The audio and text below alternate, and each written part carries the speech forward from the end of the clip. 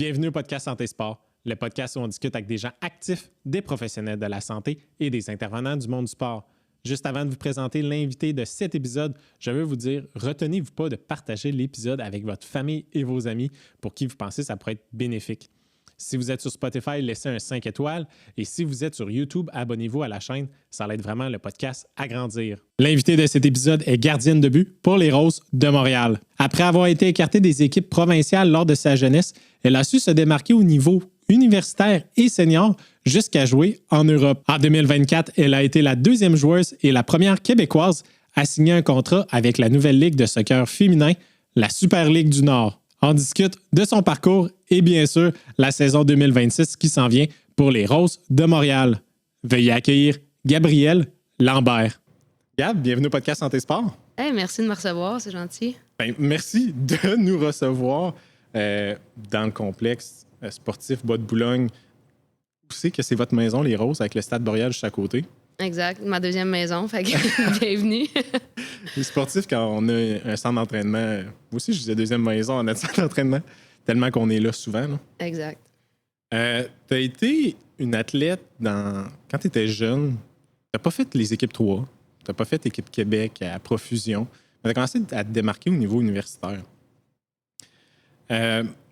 Puis même au niveau universitaire, en 2018, tu as eu l'athlète de l'année par le RSEQ. Oui. Et c'est quand même incroyable comme parcours atypique que tu as eu, mais tu as été la deuxième femme à signer avec la Super Ligue du Nord, la première québécoise. Ça voulait dire quoi pour toi de signer dans un nouveau club, une nouvelle ligue qui n'existait pas avant? Ouais, mais c'est ça. Comme tu as dit, mon parcours est vraiment atypique, fait que moi, je trouve ça cool quand même. Puis, déjà, d'avoir une ligue, tu sais, on en parlait que le Canada, on était quand même une bonne équipe nationale, comme dans les top, tout le temps top 10, tout ça, mais on était un des seuls pays qui n'avait pas sa ligue pro. Fait que c'était tout le temps une question, est-ce qu'on va l'avoir, est-ce qu'on va pas l'avoir? Puis moi, j'étais comme, je pense pas que je vais voir ça de mon vécu de joueuse, tu sais. Puis de pouvoir en faire partie, puis de le voir, puis que ça existe, mais c'est quand même assez phénoménal. Là. Je suis vraiment contente, puis de faire partie de cette histoire-là chez moi, tu sais, à Montréal, devant mes proches, ma famille, c'était quand même... c'est toujours super le fun, là. Parce que parlant de ta famille, tu arrives d'une famille de sportifs aussi. Mm-hmm. Ton père qui a joué au water polo, ta mère qui était sauveteuse, ton frère qui jouait au hockey. Mm. C'était-tu compétitif chez vous?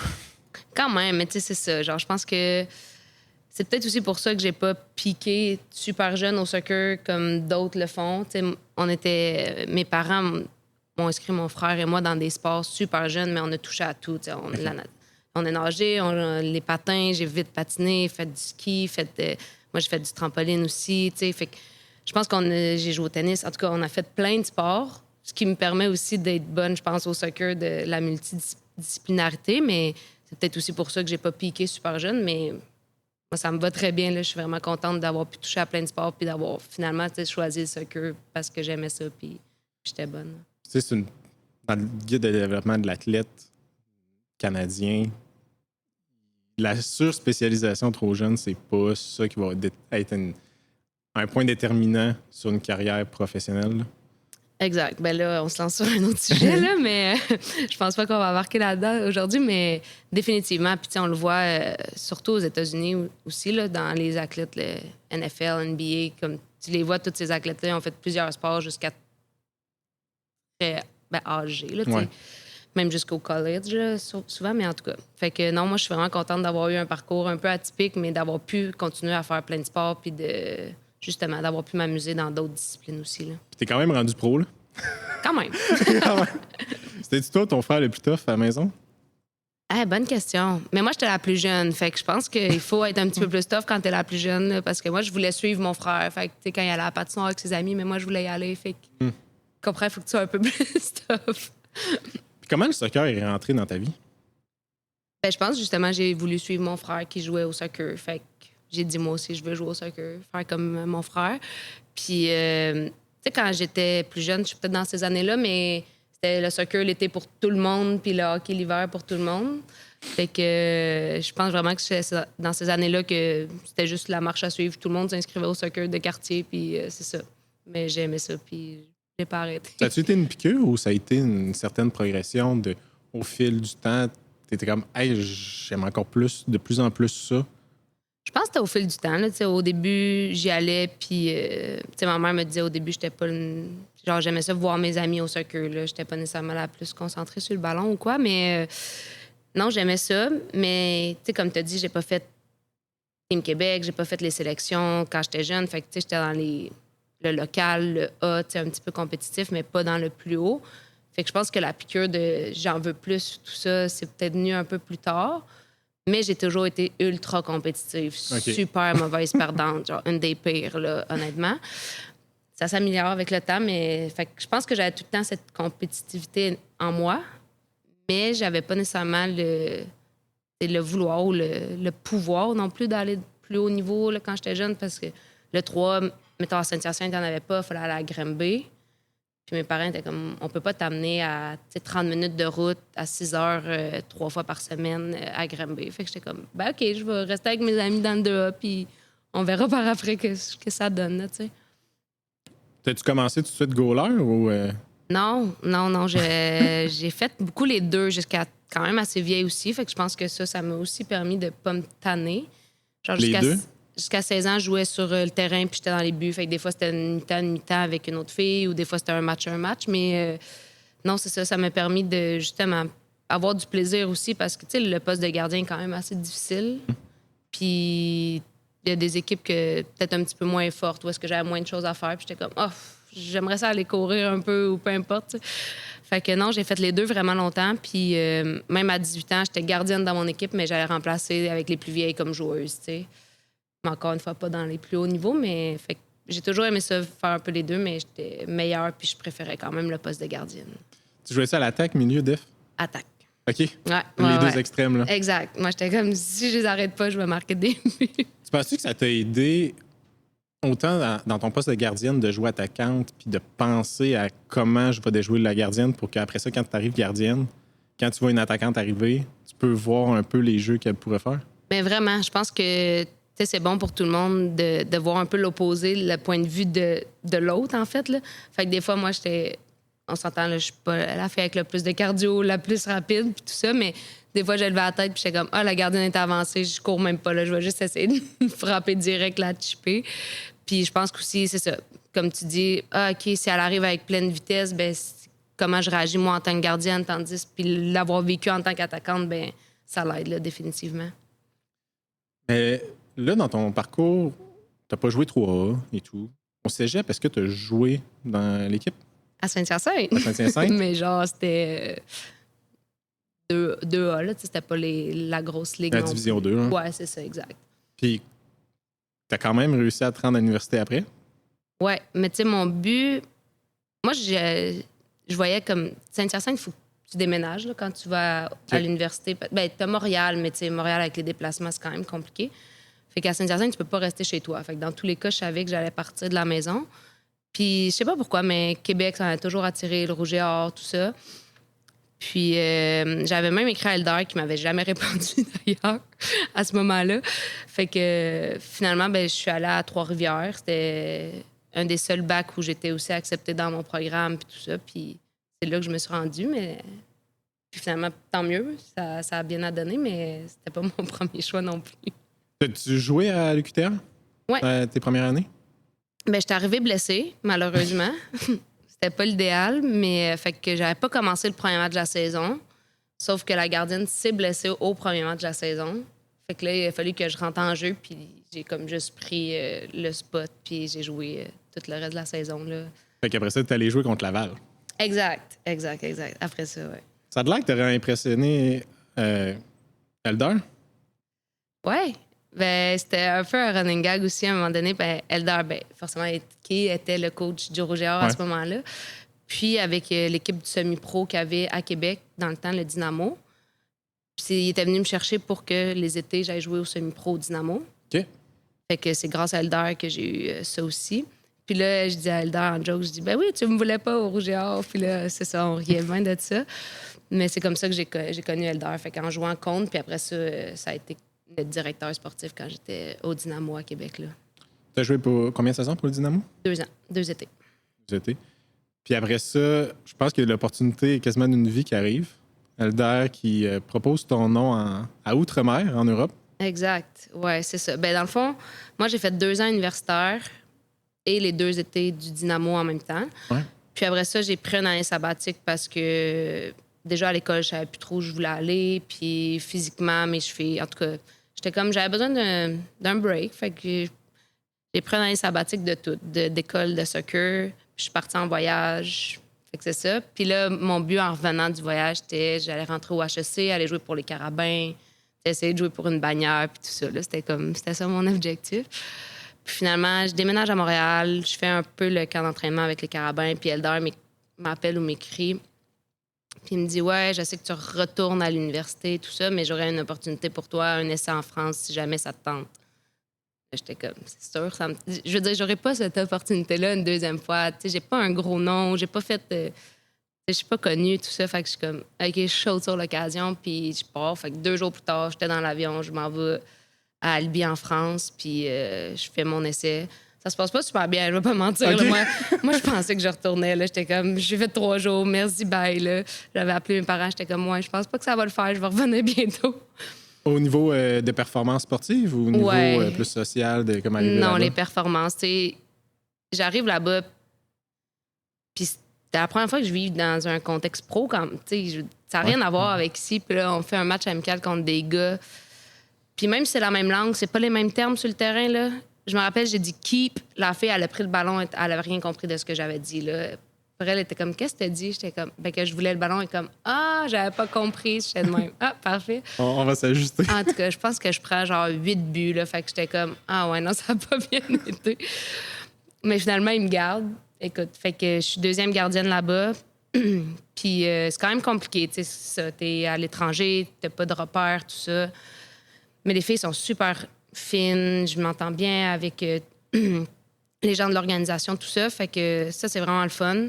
Mais il n'y a pas de temps de jeu. Mon salaire, c'est limite, j'ai pas de salaire parce que je paye encore mon appartement à Montréal. En tout cas, fait que, tu sais, on n'est pas dans des aussi bonnes conditions qu'on est ici, là. Genre, je partage une maison avec 4 autres filles. Tu sais, c'est ça. Puis finalement, à Noël, je peux même pas revenir parce qu'on n'a pas assez de congés. Fait que là, je suis partie chez moi avec une valise, comme... Puis c'est des souliers de soccer. Ouais, non, c'est ça, là. Tu sais, moi, je venais pour une semaine d'essai, là, genre...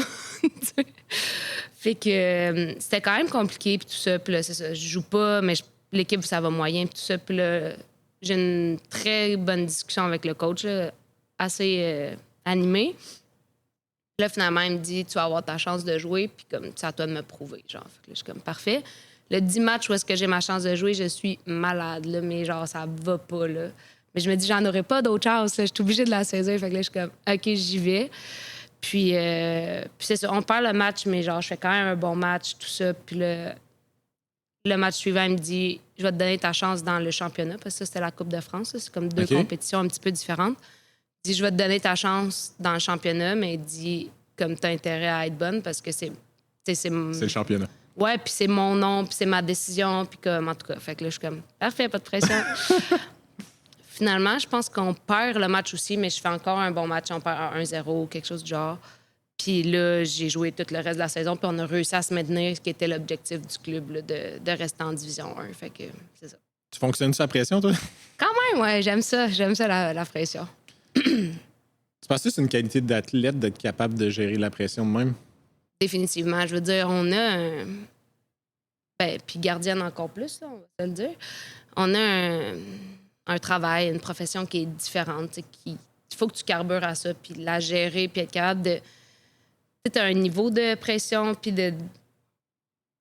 d'émotion qu'il faut que tu sois capable... T'sais, si t'es trop high, ça va pas. Si t'es trop low, ça va pas non plus. Il faut que tu sois, genre, le balance. Puis ça aussi, avec les années, ben, je travaille maintenant avec un psychologue qui m'aide à gérer ça, puis à avoir des trucs, puis tout ça, parce que on parle beaucoup de l'aspect physique, mais l'aspect mental est encore plus important, là, limite, là, ou du moins autant important. Là. Si tu es capable de bien gérer ça, tu vas performer mieux, définitivement. Là. Si tu dis, il faut pas que je le manque.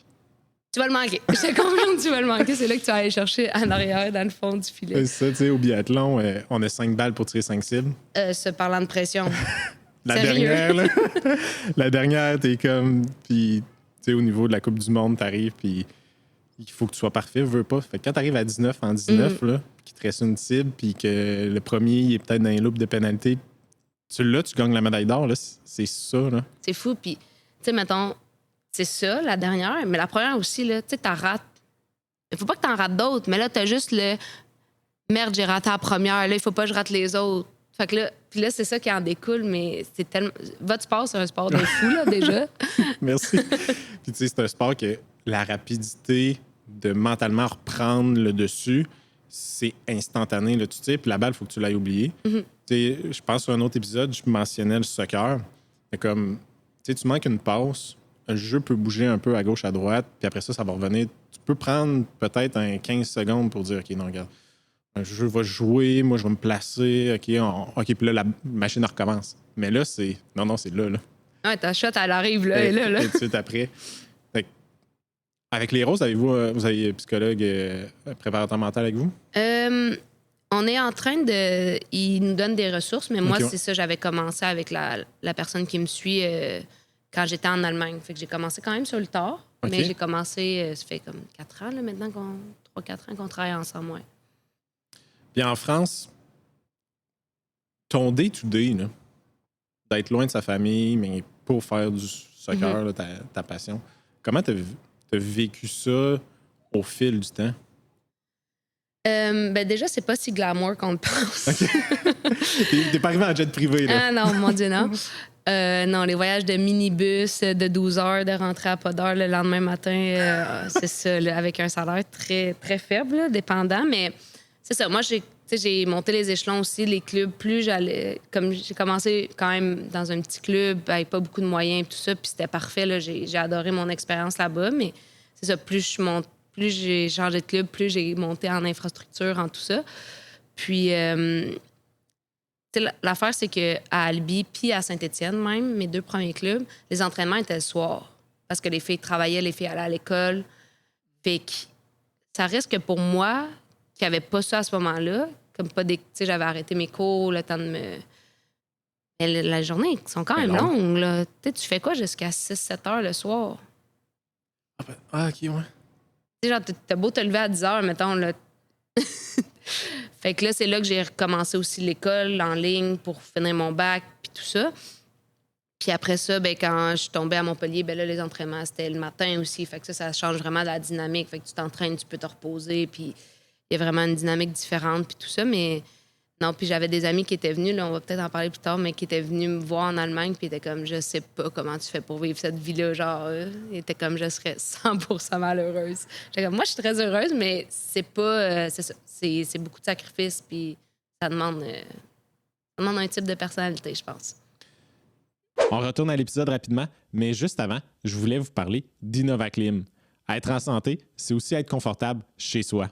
Avec l'été qui s'en vient, la chaleur aussi, donnez-vous le droit d'être confortable chez vous. François, le propriétaire d'Innovaclim, est un passionné de sport et un très bon ami. Étant donné qu'on a une mission similaire, il veut gâter les auditeurs et les auditrices du podcast Santé Sport.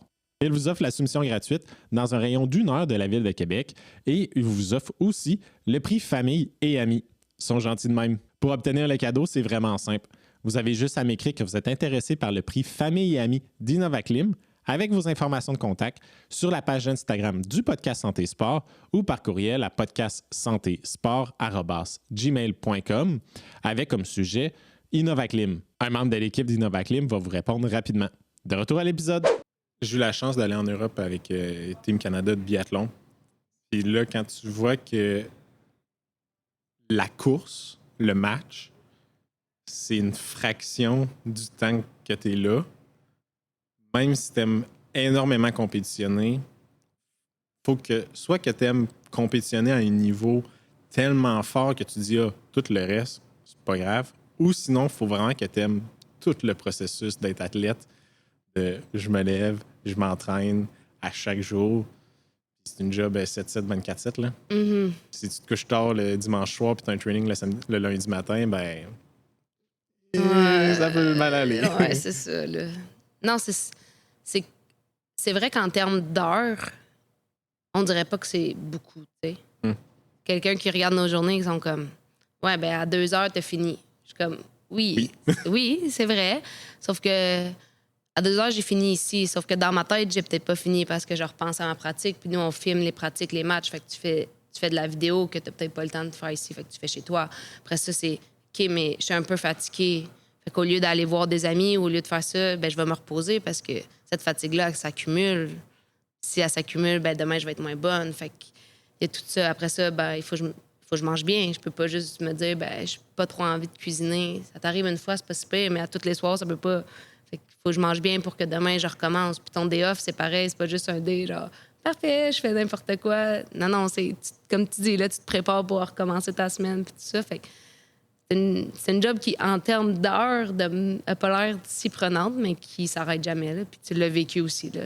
C'est tout le temps, visualisation, étirement. On s'en rend pas compte, mais ça fait partie de la job de s'étirer le soir. C'est ça. Puis, qu'est-ce qui te fait revenir au Québec par la suite? Ben, c'est ça. Fait que là, on saute peut-être des étapes, mais dans le fond, j'ai fait 3 clubs trois clubs en France. Après ça, je suis allée en Allemagne. Puis après ça, c'est ça. En Allemagne, mon contrat était terminé. Parce que, c'est-tu la même ligue? Non, c'est ça. Les ligues marchent par pays en Europe. Fait que j'avais changé de ligue vraiment complètement là, quand j'étais allée en Allemagne.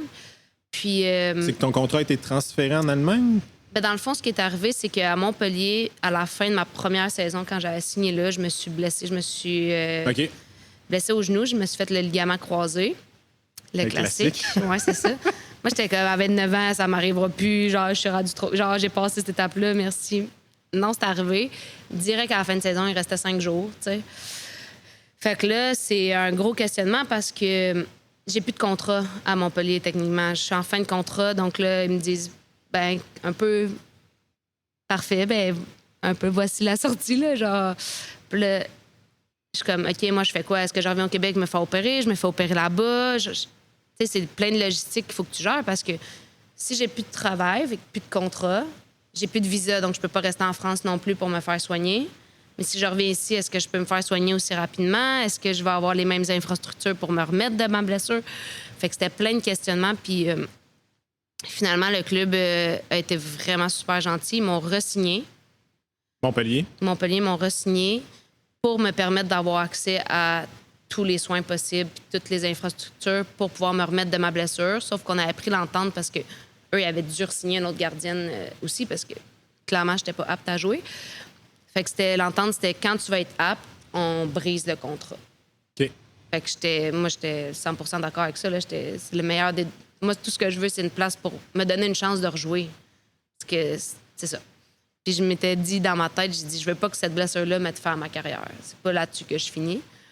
Fait que Montpellier me re-signe, puis en décembre, ça commence vraiment à bien aller. Je reviens des vacances de Noël, puis c'est ça. Là, ils me disent, tu sais, t'es presque là à ton retour. On va te laisser aller. Fait que commence à chercher parce que la fenêtre des transferts, ça finit fin janvier. OK. Pour pouvoir changer de club. Fait que mon agent commence à chercher, puis là, me trouve cette opportunité-là en Allemagne, que je fais 1 an et demi là. Ouais, ben, un an et demi là-bas. Puis à la fin de cette année et demie-là, ben, tu sais, genre, on avait de façon. Les deux, et le club et moi, on était d'accord pour se séparer puis aller dans d'autres directions. Puis je commençais à être plus vieille aussi. J'étais plus prête à partir nécessairement à tout prix ou.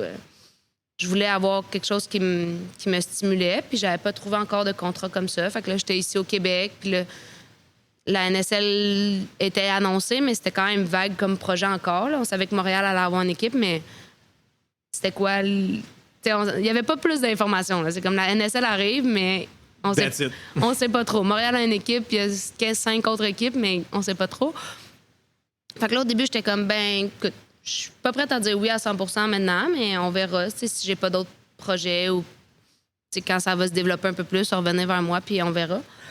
Puis finalement, il n'y a pas de projet à l'étranger qui m'intéresse tant. Puis là, je vois comment ça se développe, la NSL, puis tout ça. Puis là, je suis comme, ah ouais, je pense que j'ai envie de faire partie de ce projet-là, l'année inaugurale, puis tout ça. Puis c'est d'ailleurs là que je retourne à l'université pour jouer, me garder en forme.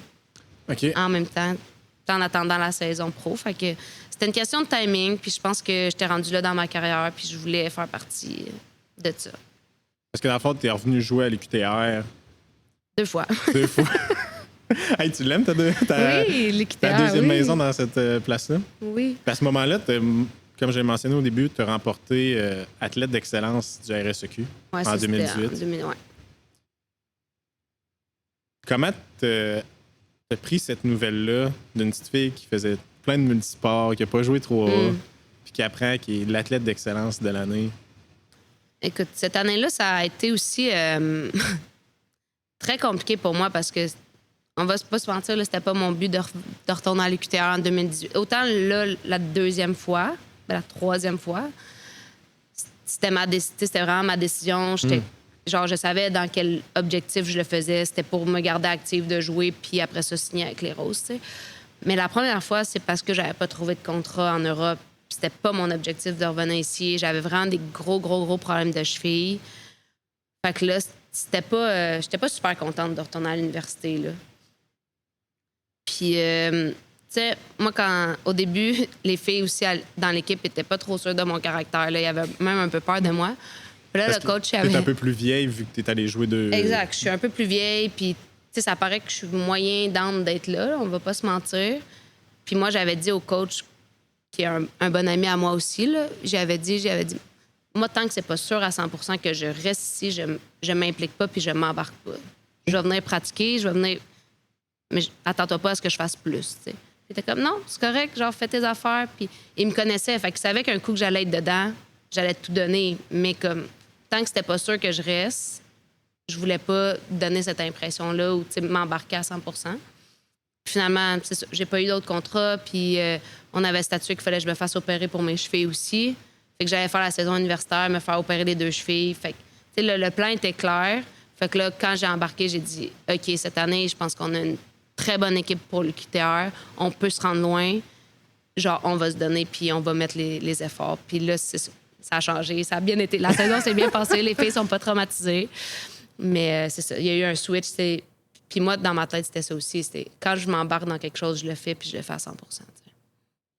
Est-ce que, autant que tu avais cette mentalité-là, parce que tu voulais pas vraiment être là, mais est-ce que c'était un peu de mentalité aussi européenne que tu avais, vu que là, quand tu étais en Europe, tu n'avais pas tant d'école, puis tu étais vraiment là pour faire le sport? Dans le sport étudiant, ben c'est sport étudiant. Tu étudies en même temps, il faut que tu aies des notes, il faut que tu passes tes cours. Exact. T'sais, moi, j'étais ailleurs. Je l'avais vécu, cette étudiante athlète-là, je l'avais vécu il y a 5 ans auparavant, mettons. Fait que je savais ce que les filles vivaient, mais moi, j'étais rendue ailleurs. Là. Moi, j'étais encore dans le mode performance. Oui, j'étais retournée à l'école quand même, là, je poursuivais, mais moi, les partages, ça m'allumait moins. Là, j'avais vécu, mais fait que moi, j'étais vraiment dans l'aspect performance, puis je voyais aussi la qualité de joueuse qu'on avait, puis j'étais comme, s'il y a bien une année à l'UQTR qu'on peut faire quelque chose, c'est cette année-là, puis tout ça. Fait que c'est sûr que mes exigences étaient plus élevées. Là. J'avais vécu le monde pro, puis ces exigences-là, fait que j'essayais d'amener ça, puis au début, peut-être, je l'amenais pas de la bonne façon parce que c'est ça, mais à force, la saison s'est vraiment bien passée, puis on a réussi à se rendre loin, là, justement, contre Laval en demi-finale. Mais c'est ça. Funny story. Quand j'avais Gabrielle, je faisais ma recherche, j'étais comme, je vois qu'elle remporte athlète d'excellence en 2018, puis je me dis, mais semble que j'ai des photos, parce que des fois, j'ai pris des photos pour le Rouge et Or pendant mes années universitaires. Puis je me rappelle d'avoir pris une grosse game entre Rouge et Or puis l'UQTR. Là, je me suis dit, je sais pas c'est quelle année, je me rappelle plus. Moi, aller voir, je pense que c'est entre 2017 et 2018. 2017-2019. Là, pile poil, c'était 2018.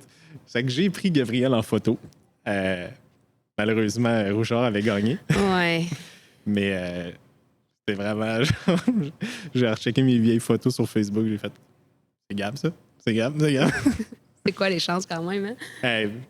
Mais puis on veut juste remercier JP Tabayo qui nous a mis en contact ben oui, pour vraiment. l'épisode. Mais il savait pas là, que je t'avais pris en photo. Je pense que c'était la seule fille des Roses que j'ai pris en photo dans ma vie. Fait que tout d'un coup, le hasard est quand même vraiment bon. Quand tu as joué en Allemagne, tu as fait le championnat de France avec les Français. Après ça, quand tu es allé en Allemagne à Fierbourg, tu as quand même joué à la finale.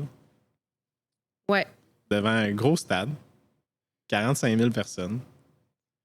Pour mettre en contexte, le Centre Bell, c'est 20 000 personnes à peu près. Fait que c'est le double de personnes.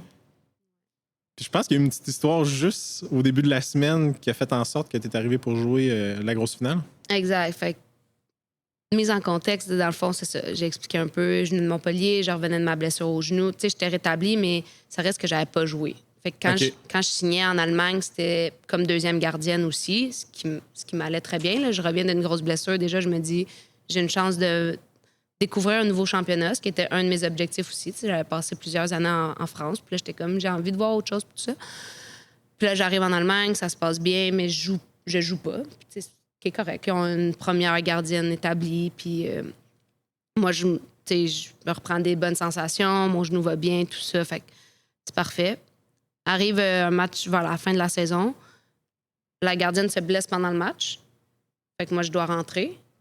C'est comme, déjà, comme plein d'émotions. Tu sais, t'as pas trop le temps de penser parce que ça se fait vite, mais en même temps, il y a quand même plein d'émotions parce que ça reste mon premier match depuis mon genou, puis c'est pratiquement un an jour pour jour. Fait que là, j'embarque sur le terrain, je fais le match. On fait match nul, je me fais marquer sur penalty, mais quand même, moi, je suis juste vraiment contente parce que je t'ai dit, moi, je voulais pas que ma carrière se termine sur une blessure. Fait que juste le fait d'avoir joué ce demi-match-là, j'étais comme mission accomplie. Puis là, après ça, arrivait la finale de la Coupe d'Allemagne. Fait que comment ça marche en Europe? T'as le championnat, puis t'as toujours une coupe du pays. Là. Fait que Coupe de France, Coupe d'Allemagne, qui permet à tous les clubs de jouer. Fait que n'importe quel niveau, mettons ici, Montréal, la meilleure équipe, ça serait nous.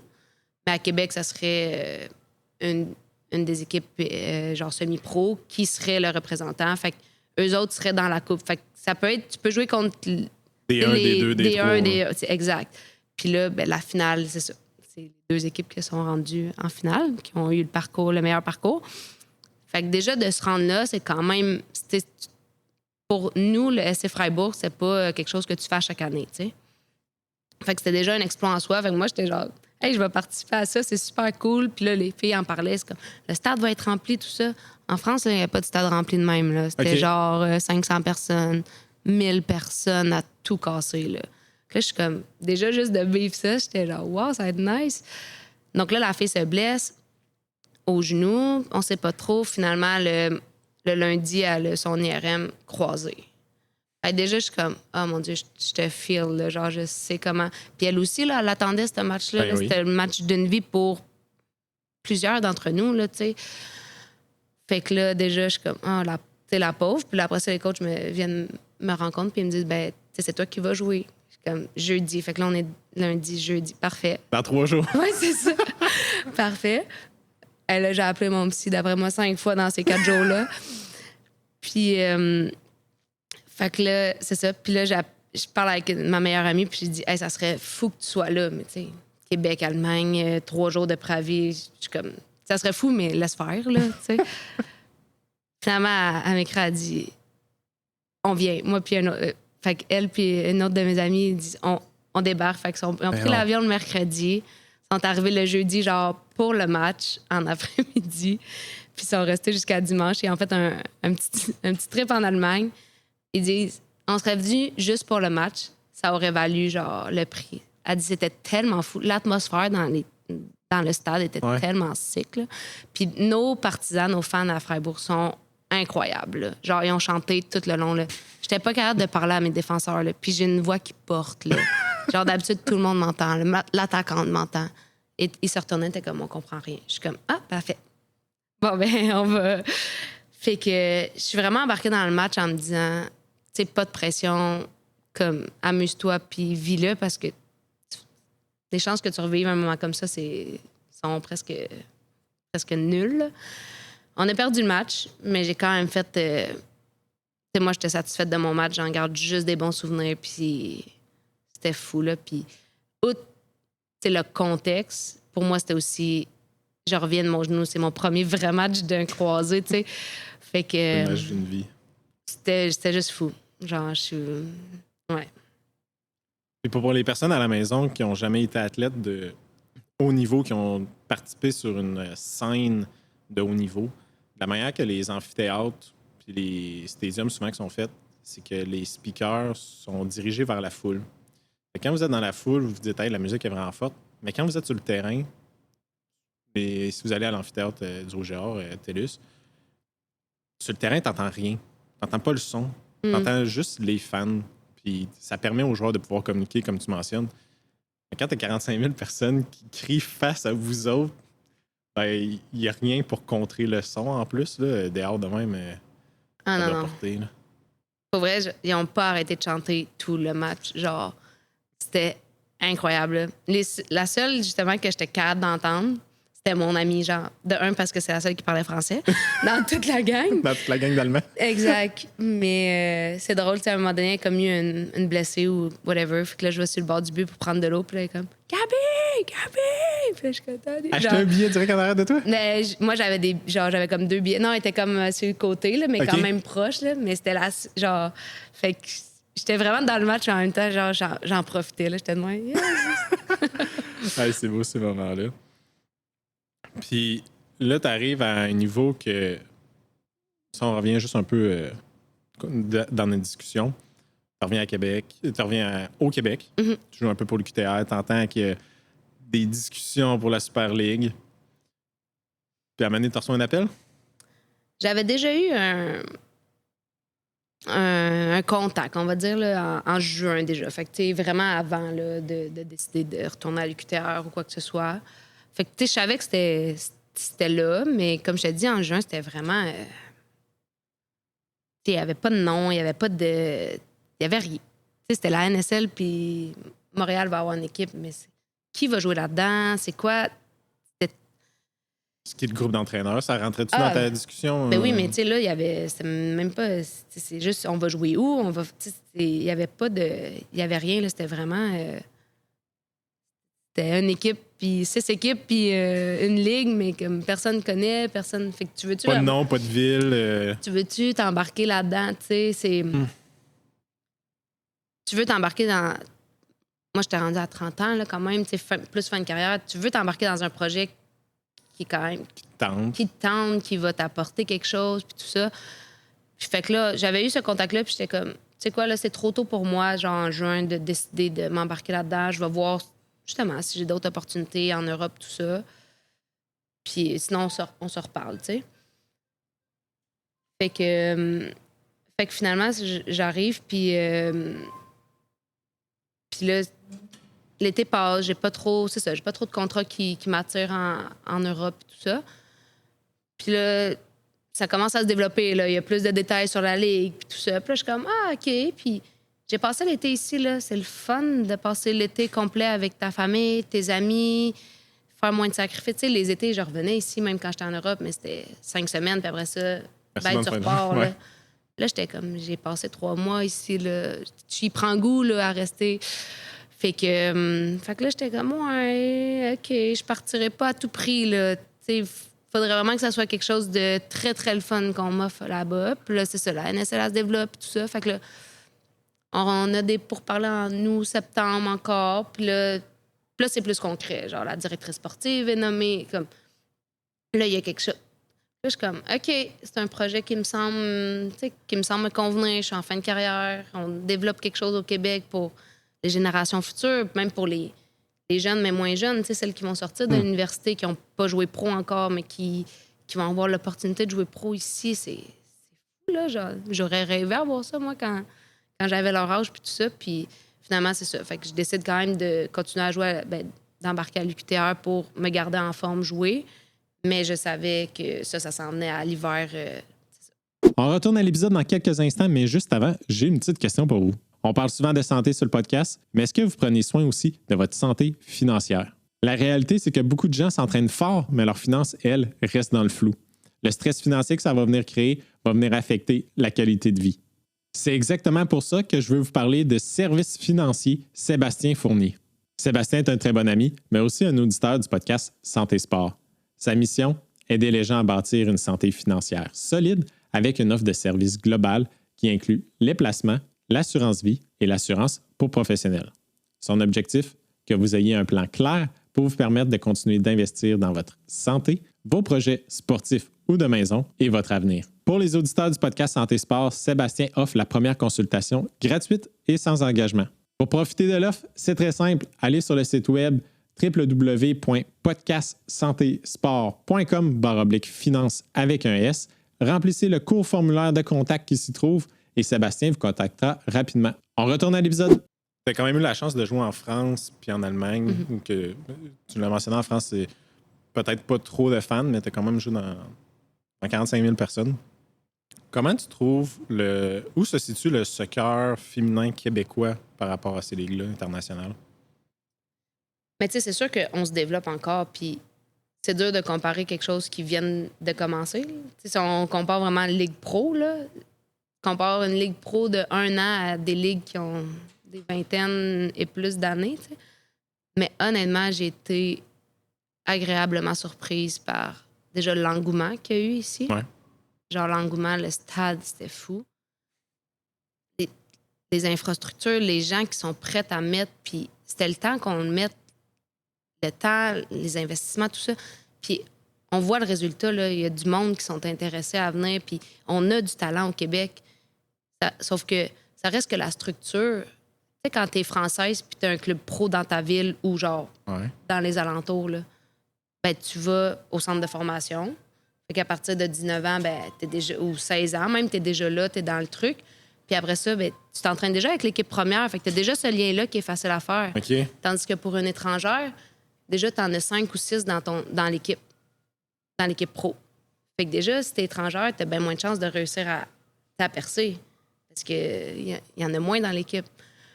Tandis qu'ici, là, c'est genre, ben parfait.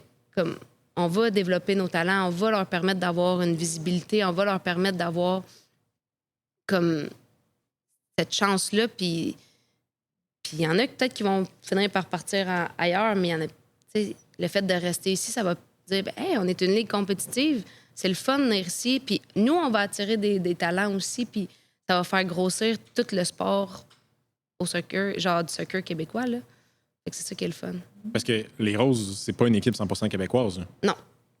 Non, mais on a beaucoup de Québécoises quand même. Ouais, c'est ça. Si tu regardes le roster, tu sais. Comparativement aux autres équipes de la Ligue ou principalement vous autres, vous vous démarquez? Il y a des Québécoises aussi ailleurs, mais nous, on a le plus de Québécoises là, dans l'équipe. Puis c'est le fun parce que c'est des filles d'ici qui peuvent vivre de leur passion puis d'avoir cette... Tu sais, d'avoir la chance de jouer pro chez toi, devant ta famille, tes amis, c'est tellement le fun. Moi, je le vis à la fin de ma carrière, mais le vivre au début de ta carrière, c'est incroyable. Là. Ah non, c'est un feeling qui doit être incroyable. T'sais, au niveau canadien, notre sport, c'est le hockey, principalement. Donc, c'est sûr que les grosses ligues, junior majeures, Ligue nationale, jouer devant ses parents, c'est impressionnant. Il y a quand même beaucoup de joueurs de hockey québécois qui, rendus à un certain âge, s'ils ne sont pas dans la Ligue nationale, ils s'en vont en Europe jouer. Là. Le ski de fond, le ski acrobatique. Ski acrobatique, on est chanceux, on a quand même des coupes du monde au Québec, au Mont-Tremblant. Fait que ça te donne une chance une fois dans ta... Tu sais, ils ont peut-être une dizaine de coupes du monde au courant de l'année. Puis il y en a une qui font chez eux. Mais de jouer un match sur 2 à la maison, devant ses parents, quand c'est ta job et ta passion, ben ça doit juste être fou, là, pour vrai, là, comme feeling. Là. Ouais, pour vrai, Ça donne une certaine chance. Exact. Puis, tu sais, c'est justement, ça donne une chance à... Même aux plus jeunes, tu sais, on en parle, mais des parents ou même des jeunes qui sont comme... Ben maintenant, on voit que c'est possible. Tu sais, moi, quand je suis partie en Europe, là, j'en connaissais pas des filles qui avaient vraiment fait ça. Tu sais, des Québécoises, là, qui étaient vraiment parties, là. J'en connaissais une, peut-être. Tu sais, c'était pas un modèle. Comment je fais, moi? Tu sais, j'ai eu de la chance parce que c'est Elder qui me donnait... Mais si c'était pas d'Elder, là, c'est pas moi qui... Il y avait pas de...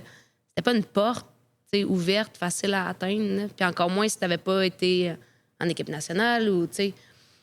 Tandis que là, c'est... Hey, on va regarder ce qu'on a au Québec. Tu as la chance d'aller sélectionner des jeunes joueuses qui vont venir, tu sais, des fois s'entraîner avec l'équipe ou du moins qui voient que c'est une possibilité, puis hey, je vais travailler pour ça. Parce que quand c'est pas là, c'est pas tangible, c'est plus dur d'avoir un... Là, c'est sûr que c'est la première... Ben, On va commencer la deuxième année Ouais. des Roses. Mais est-ce qu'il y a un programme junior développement pour que tu parlais au niveau français là, qu'on pourrait voir ici au Québec? Je crois que ça s'en vient, je pense. Mais tu sais, juste même toutes les équipes jeunes, juste le fait d'avoir une équipe pro, mais c'est sûr que tu regardes plus tes talents que tu as dans les Dans différentes ton bassin équipes. proche, Ben ouais. oui, c'est ça, exact. Tandis que si t'as pas cette équipe-là, ben c'est plate, mais tu vas les regarder pour faire quoi? T'as pas l'équipe qui va venir avec. Mais là, c'est OK, genre la petite de 16-17 ans qui est bonne, là, ben peut-être qu'éventuellement, on veut la prendre, on veut la signer. Ou... C'était ça ma prochaine question. C'est pro, mais pour du monde que moi, je connais pas le soccer à profusion. C'est quoi votre groupe d'âge d'équipe? Ben là, justement, tu vois, on a notre plus jeune, je pense que Marie-Lou, elle a 16 ou 17 ans. OK. On a quelques autres jeunes à 19, 20 ans. Puis c'est quand même jeune, surtout la première année. Là, c'était des filles qui sortaient quand même beaucoup de l'université, fait que du 22, 23, 24. Il y avait Charlotte, moi, qui était plus vieille un peu dans l'équipe. Fait que... Mais, tu sais, c'est ça. On bâtit là-dessus, puis on essaie d'aller chercher un peu plus d'expérience. Fait que des joueuses un petit peu plus âgées qui vont amener ça, mais tout en gardant un noyau quand même jeune, parce que c'est ces filles-là qui vont permettre de pousser puis d'amener ce niveau-là. Puis... Là, au niveau de la deuxième année, la ligue évolue. La première année, c'était une année inaugurale, donc il y a des affaires qui se testent, des affaires qui vont bien, des affaires qui vont moins bien. Mais au niveau de la ligue, là, les échanges, les transferts, des nouvelles aussi qui signent des nouveaux contrats et des anciennes que sinon ils partent. Vous autres, entre autres, il y a Lisa qui arrive de Vancouver, qui a gagné le championnat, qui s'en vient dans l'équipe. Comment tu vois que la Ligue va évoluer au courant de cette année par rapport à l'année passée? Mais je pense qu'on va continuer de grossir puis de s'améliorer. Tu sais, l'année 1, comme je te dis, moi, je viens d'ici puis j'étais comme, OK, je sais pas trop ce qui se passe puis tout ça, mais là, la Ligue, elle a fonctionné. Ouais. Tu sais, on a des joueuses de qualité, c'est un bon niveau, les infrastructures sont le fun, comme c'est bien. Puis là, justement, il y a des échanges, il y a des filles qui, OK, je vais aller dans ce club-là parce que c'est plus mon style ou peu importe. Tu sais, là, tu comprends un peu comment ça marche. Mais il y a des filles de l'étranger aussi qui se disent, hey, cette ligue-là, elle est le fun, là. Genre, je veux y aller moi aussi, puis faire partie de ça. Fait que c'est ça que ça va amener, puis c'est ça que l'année 2, genre, j'ai hâte de voir comment ça va évoluer, puis comment on va grossir là-dedans. Mais l'année 2 va être encore meilleure que l'année 1, puis c'est ça qu'on veut, c'est de se rapprocher des top ligues du monde, là, puis surtout européens, là, puis américains aussi, mais l'objectif, c'est ça. Parce que là, en faisant ma recherche, j'ai trouvé des petites nouvelles qui voudraient peut-être une 7e équipe, peut-être en 2027. Si jamais vous avez bien de l'argent puis vous êtes au Canada, il y a bien des opportunités qu'il pourrait y avoir. Mais il y a une grosse engouement. Puis peut-être que pour les filles à l'international, vu que c'est une ligne qui démarre, ça peut être aussi attirant comparativement en Allemagne ou en France, comme tu disais, c'est établi depuis une dizaine d'années, vingtaine d'années. Puis que là, eux, ils ont déjà, j'ai mon bassin junior, donc on va peut-être ouvrir une ou deux places un peu plus senior. Tout dépend de ce qu'ils veulent dans l'équipe. Mais ici, étant donné que c'est un peu plus nouveau, il peut y avoir peut-être un peu plus d'ouverture face aussi à des joueuses dans l'international, puis on peut attirer des super beaux talents. Là. Ben c'est ça. Puis tu sais, oui, l'objectif de la Ligue, c'est d'ajouter des équipes, de bien le faire, de prendre son temps parce qu'on veut garder la qualité, puis d'avoir des équipes solides, tout ça. Mais je prends, par exemple, l'exemple d'une Charlotte qui a joué toute sa carrière en France, qui était établie en France, tout ça, qui a fait des équipes nationales avec l'équipe de France, tout ça. OK. Mais elle était plus vers la fin de sa carrière, pas à la fin. Il en reste encore du bon soccer à jouer. Mais plus vers la fin. Puis elle, c'est ça qui l'a attirée ici, justement. C'est un nouveau défi, c'est de bâtir quelque chose, de faire partie de ça, puis de sortir un peu de sa zone de confort. Tu sais, fait que Charlotte, c'est ça qui l'a attirée ici, puis elle est encore là pour l'année 2. Fait que je pense que c'est ça que ça va attirer. Puis justement, de voir que c'est une ligue compétitive avec l'infrastructure, l'engouement, tout ça, c'est sûr que ça va attirer d'autres joueurs. Là. Les Roses, à la première saison, vous avez réussi à vous démarquer, peut-être pas par le nombre de victoires, mais vous avez été la meilleure équipe défensive avec juste 23 buts accordés dans toute l'année. Malgré que t'es goaler, oui, t'as une part du gâteau, mais c'est un travail d'équipe.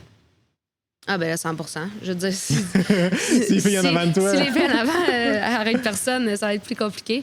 Non, je pense qu'on a démontré des belles choses l'année passée, comme justement, de ne pas accorder beaucoup de buts. Puis comme tu parlais de Lisa qui vient d'être ajoutée à l'équipe, on a eu d'autres signatures, d'autres recrues qui sont venus compléter l'équipe cette année.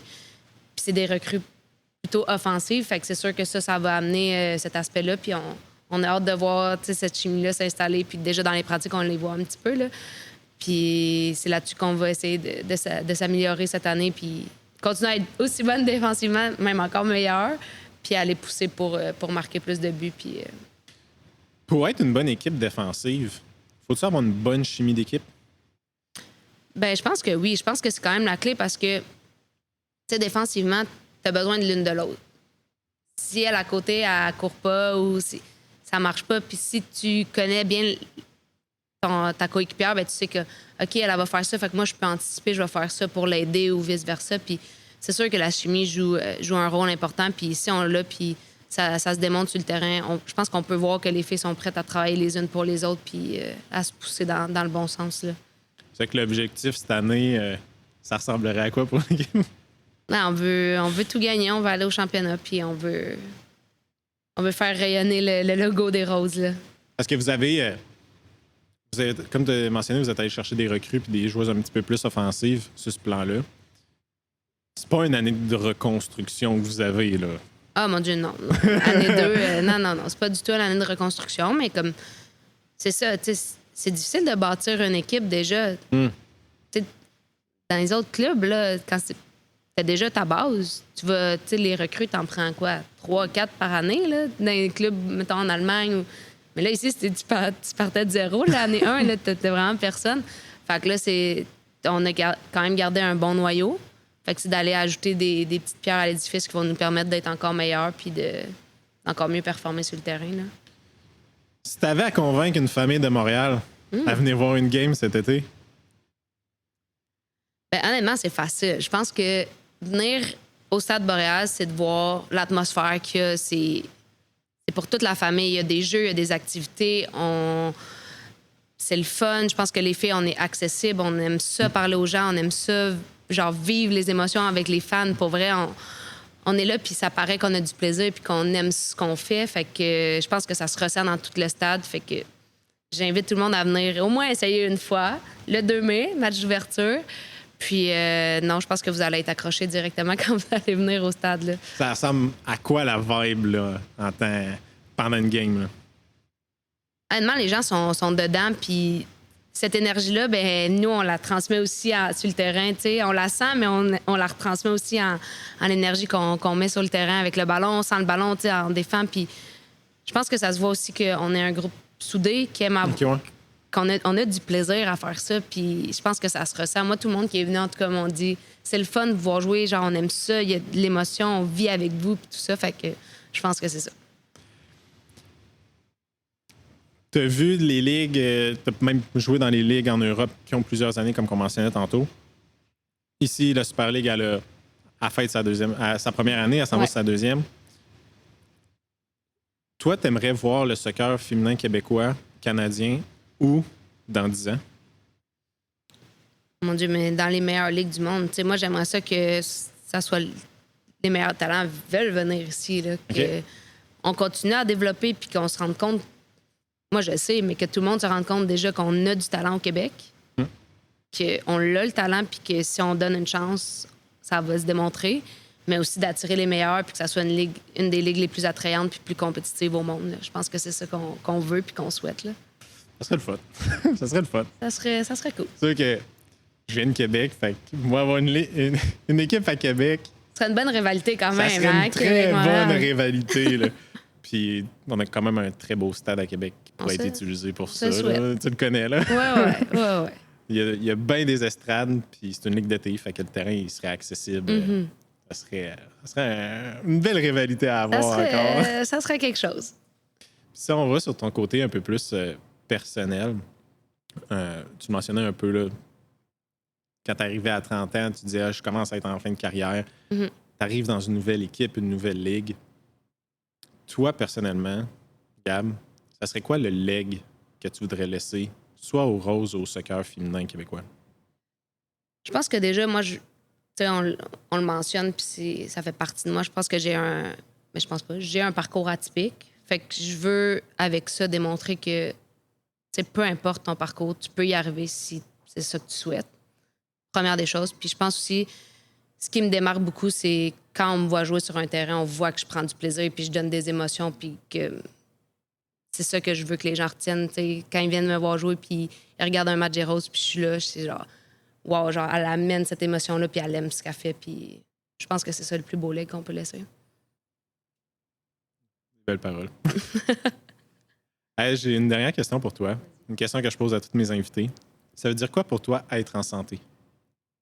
Ouf! Avec tes nombreuses blessures, tes voyages en international Ouais. pour jouer ou pour profiter de la vie. Être en santé, je pense que c'est juste pouvoir faire ce que tu veux quand tu veux. Je pense que ça, c'est beaucoup. Tu sais, la santé, elle se définit de différentes façons, puis dépendant de la personne aussi. Là. Moi, effectivement, ne pas être blessé, c'est être en santé pour moi, c'est le plus important en ce moment, mais je pense de juste pouvoir bien vivre puis faire ses activités comme on le sent, c'est être en santé. Puis avoir une organisation comme les Roses qui encourage puis qui permet à des femmes de pouvoir vivre de leur sport et de leur passion puis d'en faire un métier, ça doit aider aussi à la santé générale de la vie. Ben oui, je veux dire, c'est sûr. On est tellement bien encadré, on a la chance d'avoir des propriétaires, des investisseurs. Tout le monde qui font partie des Roses nous permettent de faire déjà notre travail, mais dans les meilleures conditions possibles. Puis c'est ça. C'est de quoi que aussi, je suis allé dans votre page d'investisseurs, là. Il y en a une bonne gang. Puis là, ce qu'on remarque aussi, c'est que c'est une nouvelle ligue au complet. Là. C'est pas une équipe qui se joint à une ligue qui a 20 ans puis que tu le sais que ton rendement en tant qu'investissement va être bon. J'ai un bac en finance. Ouais. Donc, si je commence à parler d'investissement, c'est parce que je connais ça quand même.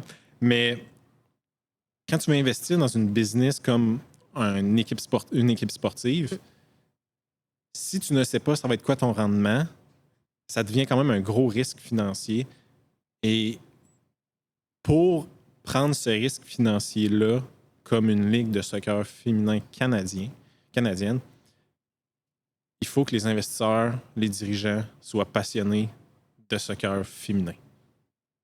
Puis un peu de la manière que tu l'expliquais,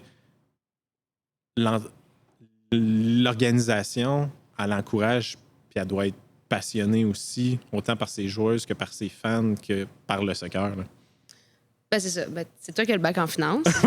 Mais, tu sais, c'est sûr que quand tu investis dans un projet comme ça, puis dans le sportif en général, là, de toute façon, là, c'est parce que tu crois sur le long terme déjà, puis tu crois au projet, puis à ce que ça va apporter avant de penser aux finances plus que d'autres choses.